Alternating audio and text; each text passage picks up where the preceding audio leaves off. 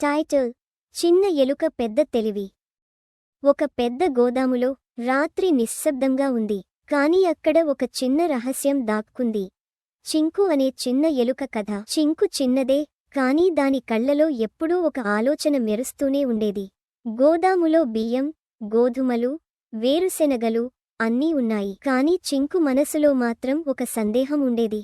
నన్నెవరైనా సీరియస్గా తీసుకుంటారా? అక్కడ పెద్ద ఎలుకల గుంపు ఉండేది. అవి గర్వంగా తిరుగుతూ మేమే పెద్దవాళ్లం అన్నట్లు ప్రవర్తించేవి. చింకు ఏదైనా చెప్పబోతే వెంటనే ఆపేసేవి. నువ్వు చిన్నది, నీకు ఏమి తెలుసు?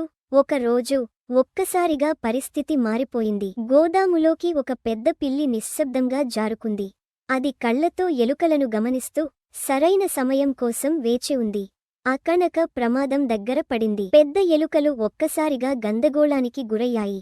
ఏం చేయాలి అని భయంతో పరుగులు పెట్టాయి.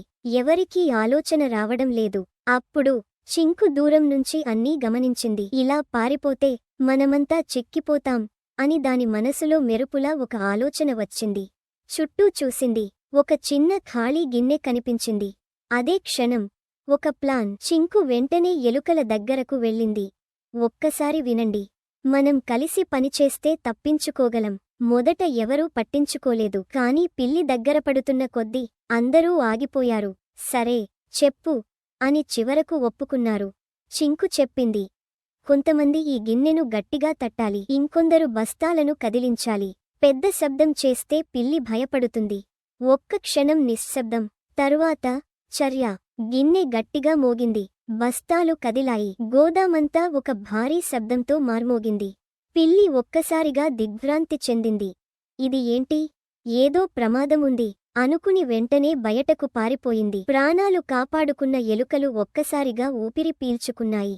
అందరూ చింకువైపు చూశారు. ఇప్పుడది చిన్న ఎలుక కాదు. మేము తప్పు చేశాం, నీ తెలివి మమ్మల్ని కాపాడింది అని పెద్ద ఎలుకలు ఒప్పుకున్నాయి.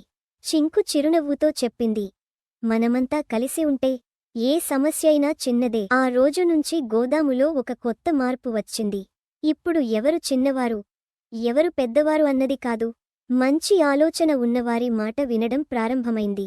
మరియు చింకు ఇక అది భయపడే ఎలుక కాదు, అందరినీ కాపాడే ధైర్యమైన నాయకురాలు. అక్కడ నేర్చుకున్న పాఠం ఒక్కటే: పరిమాణం కాదు, ఆలోచన, ధైర్యం, కలిసి పనిచేయడం, ఇవే నిజమైన శక్తి. నీతి, తెలివి మరియు ఐక్యత ఉంటే ఏ సమస్యనైనా పరిష్కరించవచ్చు. పిల్లలు, మీకు ఈ కథ నచ్చిందా?